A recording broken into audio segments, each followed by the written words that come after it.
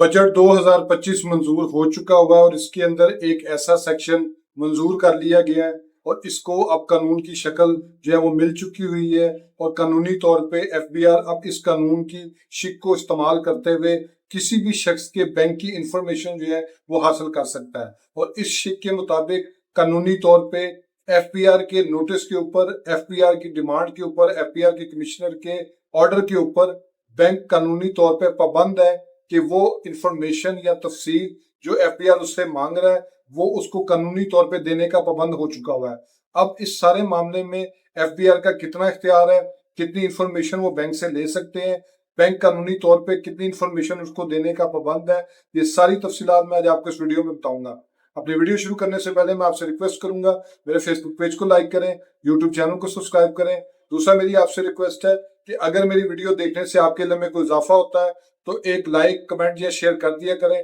उससे मेरी काफी हौसला अफजाई हो जाती है। अब आ जाते हैं अपने सब टॉपिक की तरफ कि आया बैंक के साथ जो इंफॉर्मेशन शेयरिंग का मैकेनिज्म है एफबीआर को इख्तियार मिला है या नहीं मिला। तो इसका जवाब है कि उसको 100% इख्तियार मिल चुका है। वो मैं आपको सेक्शन अभी स्क्रीन के ऊपर दिखाऊंगा। तो इस सारे मामले को समझाने के लिए ये आप अपनी स्क्रीन के ऊपर देख सकते हैं कि सेक्शन 17AA जो है वो एक नया सेक्शन ऐड किया गया है।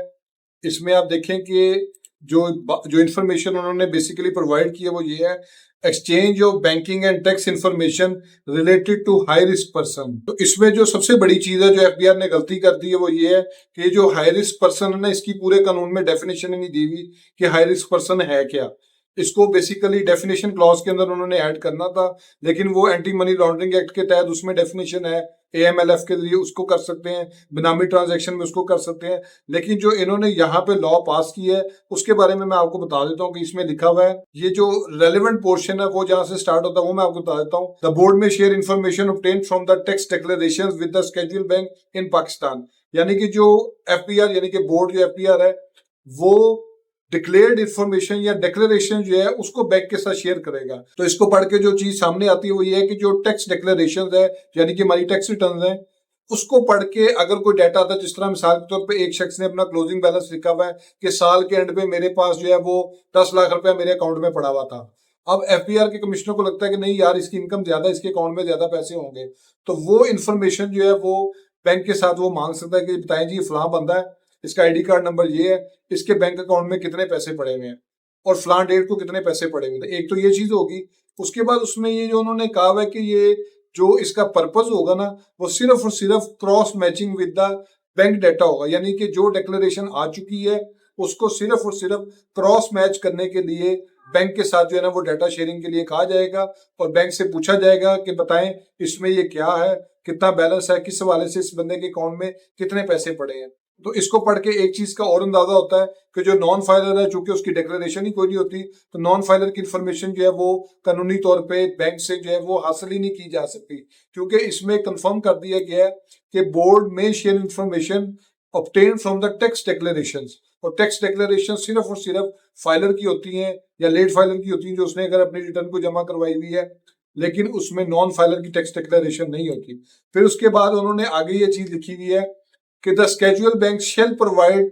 to the board the final results where the banking data is at variance with the algorithms provided under clause A of this section